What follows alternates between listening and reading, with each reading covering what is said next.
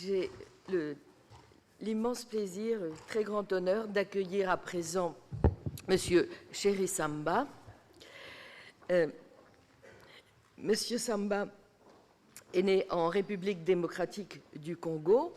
En 1972, il s'installe à Kinshasa, la capitale, où il gagne sa vie comme peintre d'enseignes publicitaires, tout en réalisant des bandes dessinées pour sa revue Bilingue Info.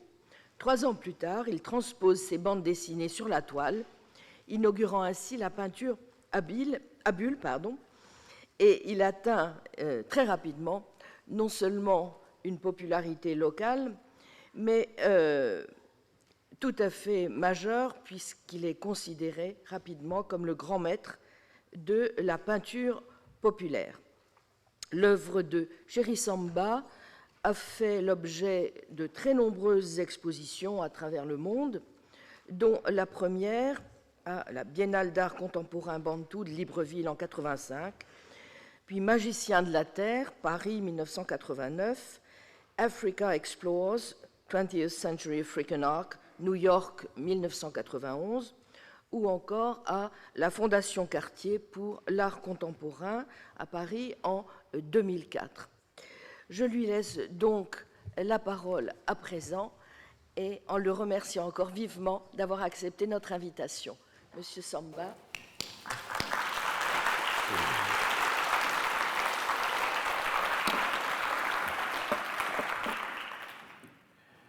Je demanderai au bureau d'avoir l'amabilité de m'accorder les minutes que je vais perdre là en me présentant, parce que je suis un peu frustré de voir que tous les exposants ici ont parlé en leur langue, donc à la langue qui leur est facile.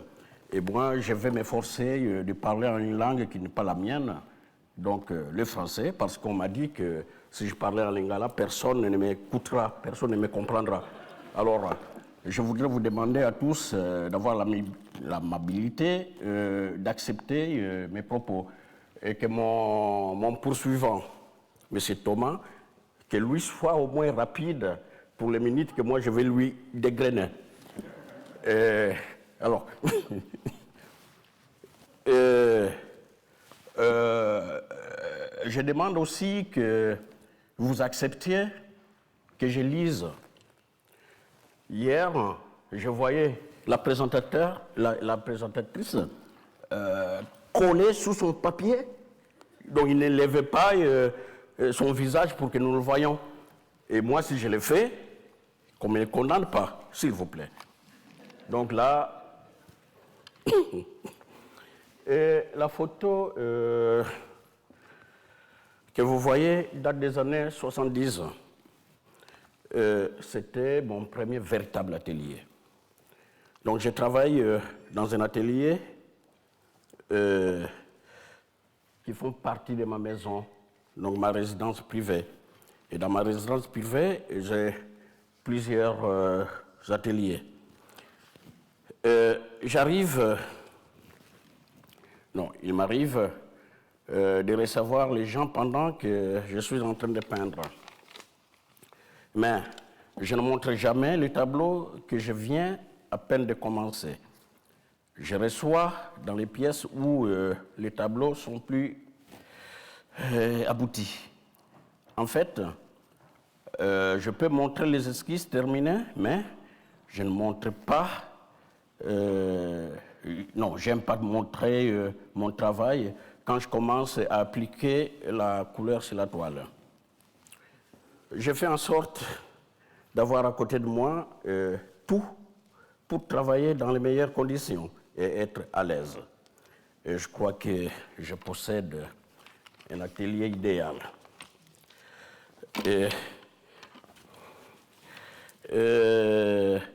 Je ne suis pas dérangé par la coupure de l'électricité parce que j'ai un groupe électrogène. Je travaille principalement avec une lumière artificielle. En construisant ma maison, je n'ai pas prévu de laisser entrer suffisamment la lumière pour travailler dans mon atelier avec une lumière du jour. Donc, je travaille parfois à l'extérieur. Une fois mon tableau fini, je le sors pour le voir avec une lumière naturelle. Quand on travaille avec une lumière artificielle, la lumière est différente et le résultat n'est pas le même. J'évite comme ça les contraintes techniques qui s'imposent à moi dans mon pays. Aujourd'hui, je n'ai pas de soucis économiques. Avant, je me demandais si j'arrivais un jour à me nourrir grâce à mon travail. Mais en persévérant, j'ai réussi à me libérer de ces contraintes matérielles. J'utilise une peinture acrylique classique. À vrai dire, je préfère l'acrylique parce que ça craque moins. J'ai quelques catalogues d'art dans mon atelier. Les autres artistes ne m'inspirent pas forcément, mais j'aime et je respecte leur travail et leurs travaux. Que je comprenne ou pas les œuvres, j'essaye de les apprécier. Par exemple, la première fois que je vis le travail de Basquiat, j'en revenais pas. Je ne vais pas dire beaucoup de choses là-dessus, mais je dessine avant de peindre. Je dessine sur un papier duplicateur que je photographie ou je le filme. Puis, je le projette sur la toile à l'aide d'un rétroprojecteur. C'est une facilité que la technologie me permet. Avant, cela me prenait beaucoup plus de temps. Par contre, je travaille toujours l'image projetée sur la toile. Je dessine au crayon sur la toile, puis j'applique la peinture. Dans mes premières années, j'appliquais la peinture directement sur la toile. J'avais l'image dans ma tête et j'appliquais la peinture à l'instant. Aujourd'hui, j'ai toujours l'image du tableau fini dans la tête. Donc, quand je commence une œuvre, je sais comment elle sera quand elle sera finie.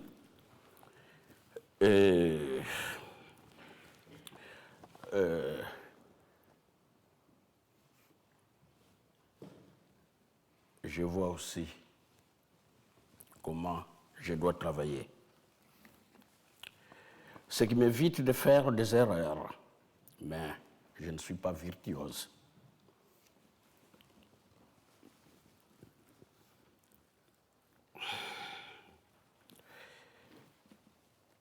Dès l'enfance, je savais que je serais peintre, mais je ne savais pas que ce métier existait.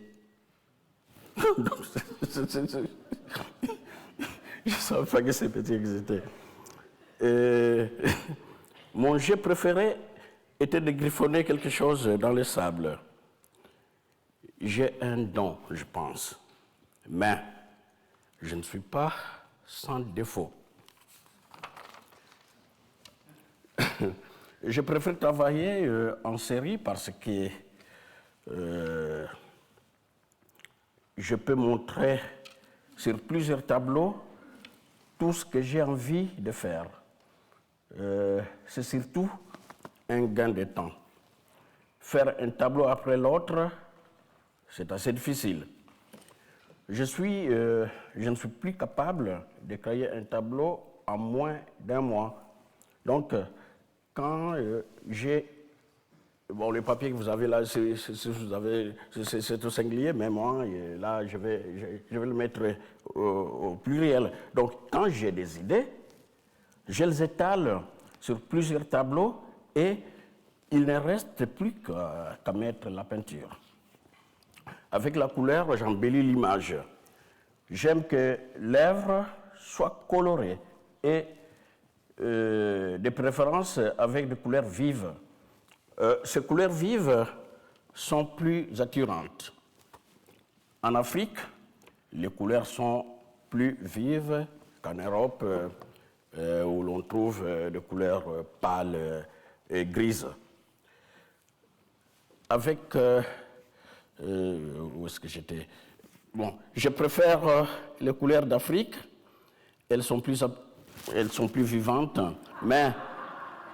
Non, ne riez pas, ça c'est une autre phrase, c'est une autre paragraphe. Donc je préfère les couleurs d'Afrique, elles sont plus vivantes. Mes couleurs sont sentimentales. Vous voyez que c'est une autre phrase là. Donc mes couleurs sont sentimentales. Je les utilise en fonction de mes envies. Elles n'ont pas de signification particulière, mais elles expriment ce que je ressens ou elles font tout simplement partie de ma composition. Lorsque j'avance dans mon travail, je regarde si ma main est en harmonie avec ma pensée. Je m'éloigne souvent de mon travail pour m'assurer que ma pensée corresponde à ce que j'ai transmis sur la toile. Par contre, pour les détails, j'aime être près de la toile. Même si les détails sont importants, j'aime occuper toute la toile, trouver l'équilibre de formes et de couleurs. Les détails sont faits au fur et à mesure de mon travail. Et l'œuvre doit être nette et la peinture lisse, sans défaut. Je ne travaille plus avec des assistants, mais lorsque c'était le cas, je leur laissais le temps de travailler sous leur signature. Quand on travaillait ensemble sur une œuvre, l'œuvre était signée l'atelier Chéri Samba.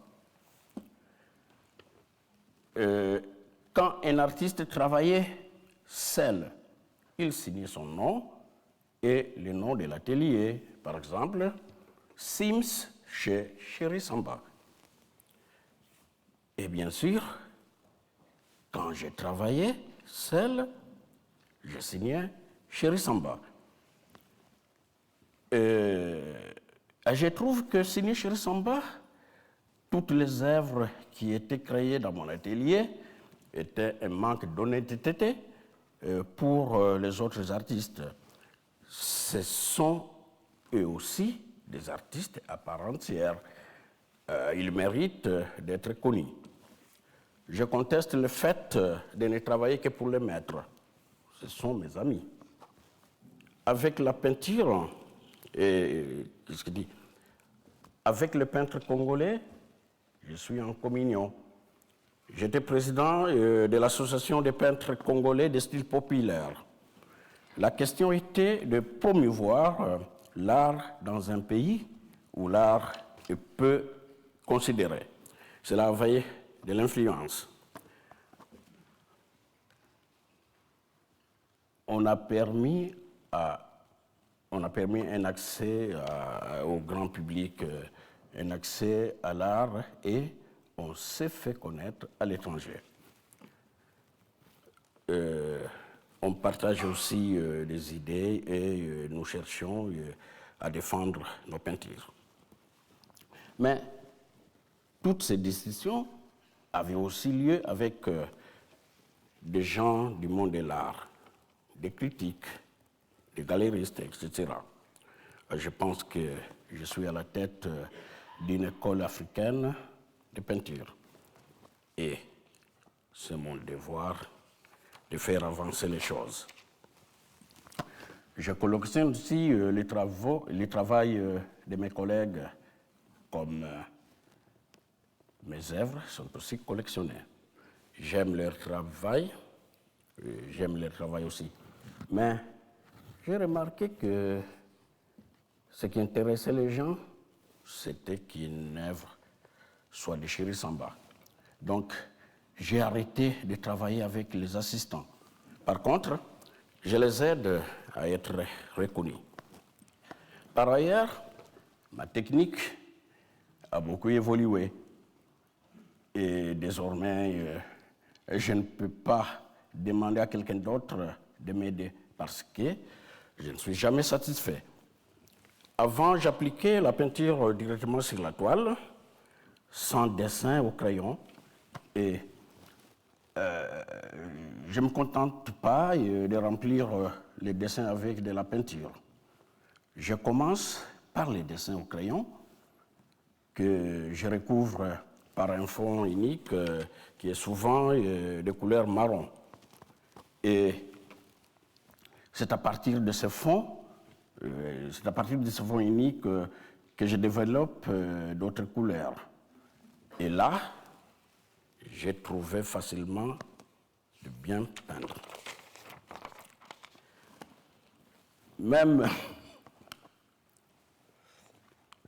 il n'y a rien là. Même si je suis autodidacte, je pense que, je pense que je suis un peintre que l'on pourrait définir comme intellectuel. J'essaie de mettre dans ma peinture des thèmes qui me touchent. Je travaille sur l'actualité ou mon quotidien. Avant que je commence cette aventure, je ne voyais pas des tableaux qui portaient des écrits. Alors, je voulais apporter ma griffe. Je l'appelle la griffe sambayenne. C'est pour me différencier des autres. Avant, je voyais des tableaux qui me faisaient des frissons, comme ceux de Jimon Boueki. C'était beau à contempler. Et je me suis demandé ce que je pouvais faire de différent. Et j'ai souhaité rajouter ce que les autres ne mettaient pas, le texte. Dans un sens, c'était normal, parce que à l'époque, pour vivre, je peignais des enseignes publicitaires et je créais des bandes dessinées. Je pense que j'ai trouvé ma voie. Et même parfois, si je ne mets pas de texte dans ma composition, on me dit « Chéri Samba, vous n'avez pas fini votre tableau ».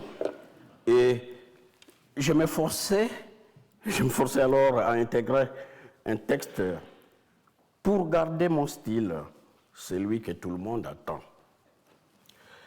Et quand je peins, j'ai 3 soucis. Essayer de peindre la réalité, et donc être le plus réaliste possible. Interpeller les consciences, dire la vérité. Il y a des gens qui semblent oublier ce que nous vivons et leur remettre les idées en place. Ajouter un peu d'humour pour que les tableaux soient plus attirants. Souvent, je mets l'humour dans les textes parce que l'image n'est pas toujours humoristique. J'essaie de faire sourire les gens, même si mon intention est de faire réfléchir.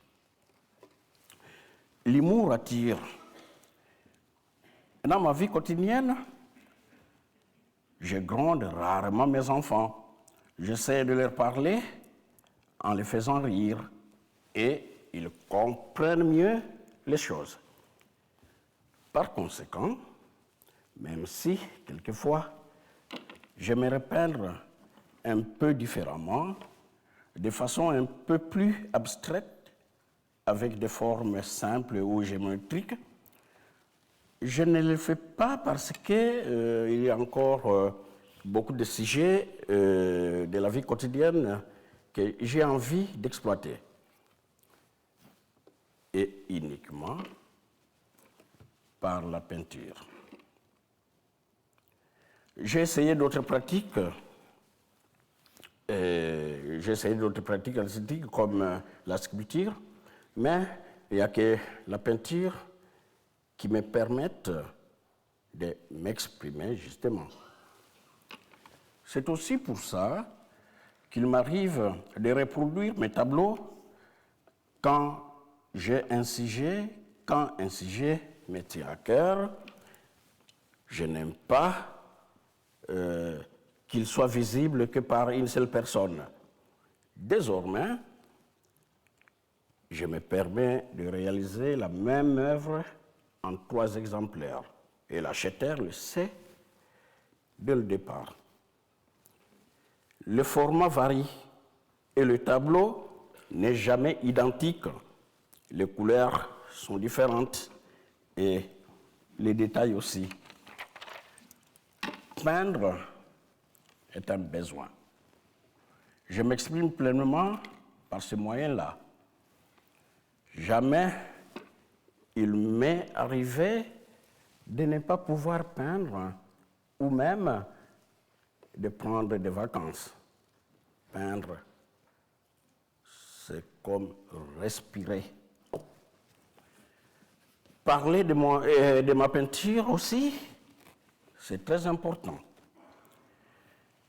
Les Occidentaux pensaient qu'il n'y avait pas de l'art en Afrique. Ils ne voyaient que le masque et ne les considéraient pas comme de l'art même si ils les collectionnaient. Avec nous autres, on montre qu'il y a de l'art partout dans le monde. En parlant de mon art, je fais la fierté de mon peuple,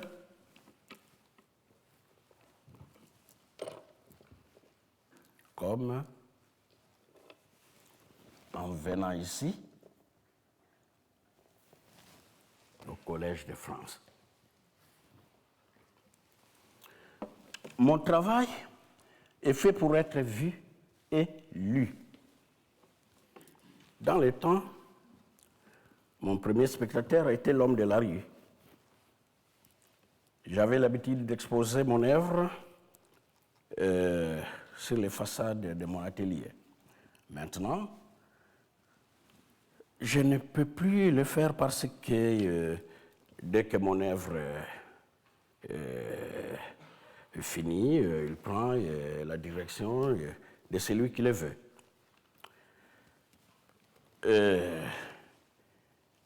Le premier spectateur, pour l'instant, c'est mon agent, M. André Magnin. Mais je ne le regrette pas. Je sais que quand mon agent prend une œuvre, ce n'est pas pour la mettre dans un coffre-fort. C'est pour donner à mon travail une large visibilité. Et ça, j'en suis très fier. Je suis souvent surpris de voir que la réaction du public devant mon œuvre est la même, peu importe où se trouve dans le monde. Et du coup, je n'ai pas de mal à voir mes tableaux partir. Même si certains sujets sont un peu provocateurs, je n'ai pas peur qu'ils ne soient pas vendus. Je sais comment dire les choses. D'ailleurs, je me reproche de ne pas garder assez de tableaux pour moi-même. Il faudrait que je commence ma propre collection. En y réfléchissant, j'ai déjà reproduit un tableau pour ma propre collection. À l'origine, je voulais les garder pour moi parce que je n'étais pas sûr qu'ils puissent plaire à quelqu'un. Mais en fait, il est parti très vite. Ce tableau s'intitule Un vieil enfant. Donc, un adulte qui ne veut pas sortir du ventre de sa mère parce qu'il se demande comment vivre dans ce monde. Pourtant, il a les capacités. Un homme responsable ne voudrait pas voir ces tableaux, non, il ne voudrait pas voir ce genre de tableaux parce qu'il peut penser qu'on est en train de se moquer de lui. C'est pour dire aux gens qu'ils doivent accepter de surmonter les obstacles au lieu de ne rien faire. Il m'arrive aussi de rencontrer des problèmes en traitant de certains sujets.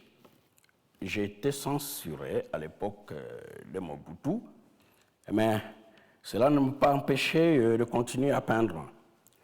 J'ai été arrêté 2 fois. Une fois en 1975, parce que j'avais peint sur la rébellion au Congo. Et une autre fois, parce que j'ai critiqué le manque de liberté au Congo.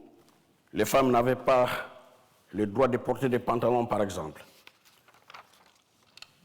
Mais, quoi qu'il en soit, les politiques se sont fatigués de me poursuivre. Mobutu et Kabila m'ont décoré malgré mes sujets provocateurs. Ils savaient que j'avais raison, que je disais la vérité et ne pouvaient plus se permettre de m'empêcher de le dire. J'aime les tableaux politiques.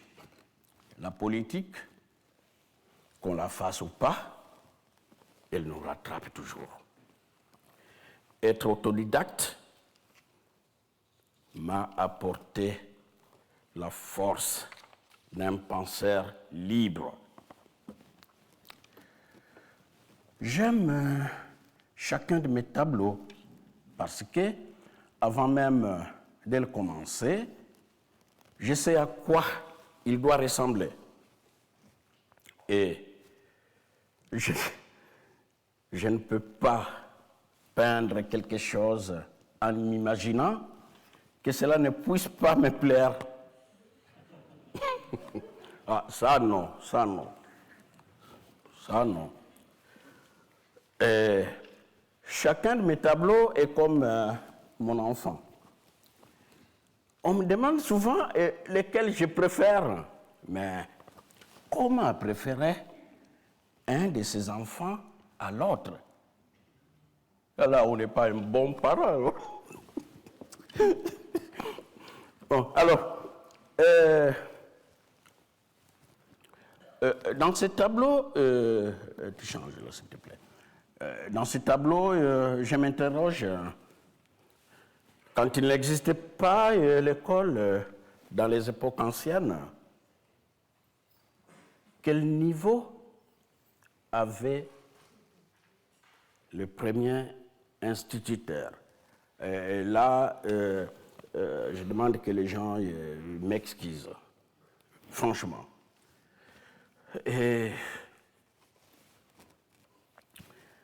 la sagesse du savoir n'est pas pour moi le fruit de la science, mais plutôt le produit de l'imaginaire. J'ai souvent l'impression que les gens attendent de faire des choses qui leur soient dictées, alors que tout le monde a le pouvoir d'inventer quelque chose, de créer quelque chose. Selon moi, l'art ne s'apprend pas. L'art Tintin. Et je ne comprends pas pourquoi il y a des écoles d'art. Les étudiants veulent apprendre des techniques, mais c'est insuffisant si on n'a pas les dons. Je pense, hein, moi je pense. Et pour ma part, je veux que proposer aux gens ce que j'ai en moi. Ce tableau, La sagesse du savoir, n'est peut-être pas mon meilleur tableau, mais son contenu pour moi est très grand. Je suis autodidacte. Je n'ai pas été à l'académie. Au Congo, dans le temps, beaucoup de gens étaient frustrés, par exemple, de ne pas parler le français correctement, mais pas moi. Pour moi, la critique, qu'elle soit méchante ou flatteuse, elle est toujours la bienvenue. J'écoute beaucoup, mais je suis le seul maître de ce que je vais faire. Dans Petit poisson devenu grand, je me suis présenté avec une queue de poisson, de grandes oreilles et plein de petites oreilles autour. Cela me permet d'écouter beaucoup ce que se dit, mais en réalité, la seule chose qui m'intéresse, c'est de réaliser ce que j'ai dans mon cœur. Donc, que ça plaise ou non, je ne fais que ce que j'ai envie de faire.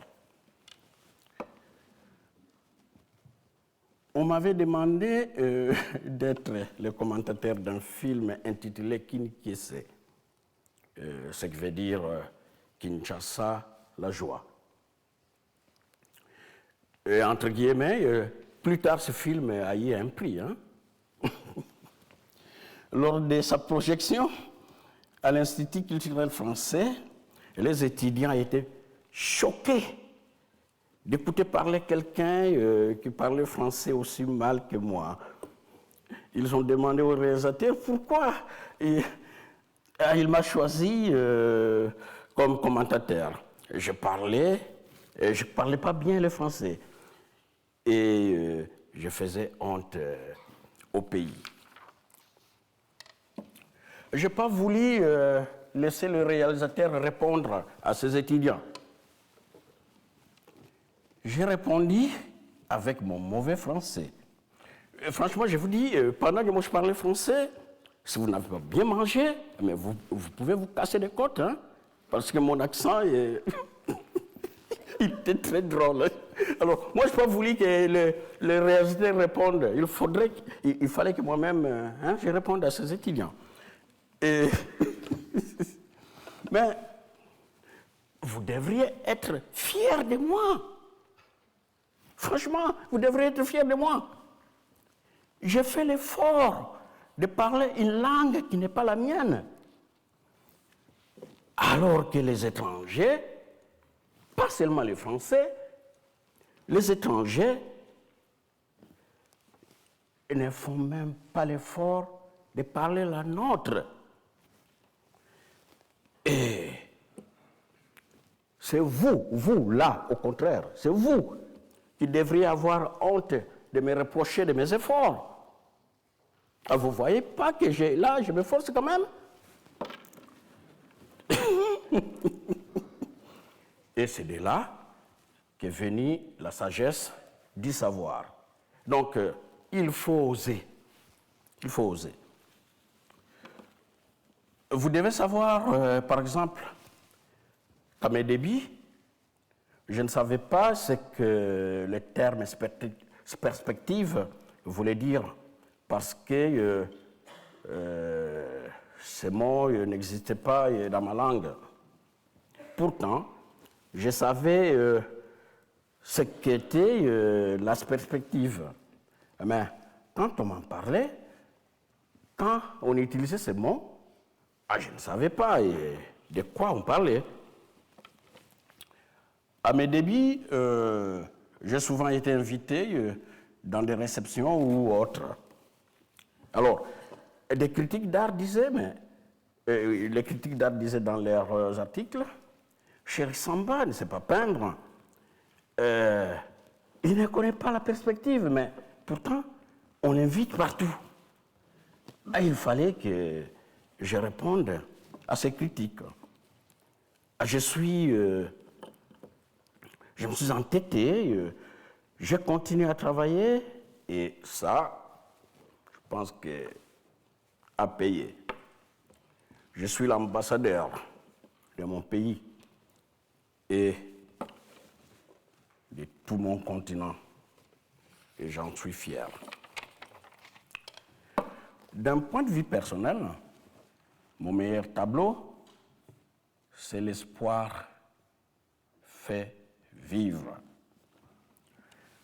Dans un seul tableau, je retrace tous les parcours de ma vie et de ma carrière. J'ai peint mes débuts inconscients et toute l'évolution de ma vie, enfance, adolescence, ma carrière, etc.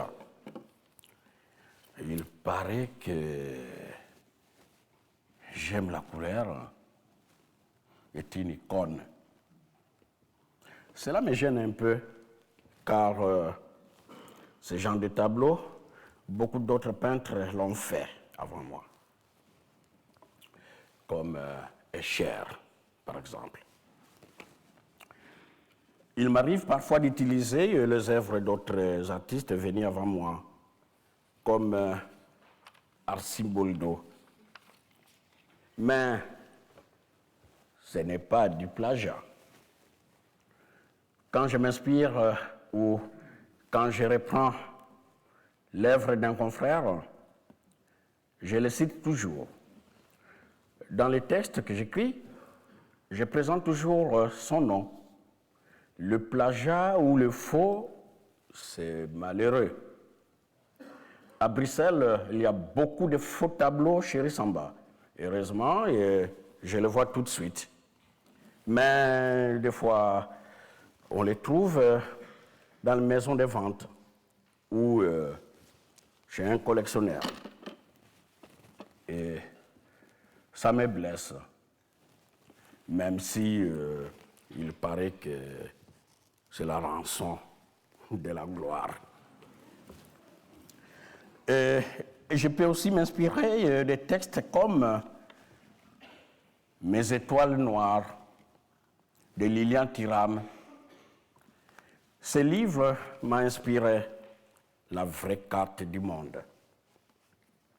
Le texte présenté sur le tableau est de lui, mais l'image est mienne. Je ne m'occupe pas de la manière dont mes tableaux sont exposés, car j'ai confiance dans les professionnels. Je ne travaille pas sous pression. Je préfère que ma participation soit annulée plutôt que de peindre sous la contrainte. Je l'ai exprimé dans un tableau intitulé « Pourquoi ai-je signé un contrat ?» Suite à l'exposition Magie de la Terre en 1989, j'avais envie de travailler avec une galerie et j'ai signé un contrat parce que pour moi, c'était une étape importante dans ma carrière, une reconnaissance. Mais c'était une erreur. Je préfère rester libre et vivre sans contrat. Je ne peux pas me presser de produire, peu importe la raison. Un tableau est fini quand je pose ma signature. Donc, même si je dois travailler sur un même tableau pendant des années, il n'y a que moi qui puisse juger s'il est fini ou pas. Le temps est important pour moi, mais je dois pouvoir le gérer. Il m'arrive de suspendre un tableau parce que je sais qu'il va me prendre beaucoup de temps. Du coup, je continue des œuvres qui sont plus rapides à exécuter ou qui prennent moins de temps. En fait, chaque étape de mon travail est importante. Mes esquisses sont aussi des œuvres. Je les colorie même quelquefois. D'ailleurs, ce ne sont même pas des esquisses, ce sont mes tableaux en miniature. Et je les vends quelquefois. Sans ces dessins, je ne peux pas arriver à l'œuvre finale. C'est pour cela que la notion du temps est importante. Je reproduis entre 8 et 10 tableaux par an. Donc la pression, ça ne me va pas. Pourtant, c'est toujours un honneur pour moi de répondre à des projets spécifiques tels que ma vision de Paris en 1982 pour le magazine Actuel, les travel books sur Paris de Louis Vuitton. J'en suis toujours flatté. Et l'été prochain, je participerai à une exposition dans l'un des plus grands musées du monde. Et je ne le cite pas. Il paraît que tout le monde connaît le plus grand musée du monde. Et les gens disent que je suis au sommet de ma carrière, au sommet de mon art. Mais je suis encore vivant. Alors que je continue à m'expérimenter, je continue à expérimenter de nouvelles techniques et à faire des recherches. Je suis toujours au départ, je suis toujours au début d'une nouvelle aventure. Et je vous remercie.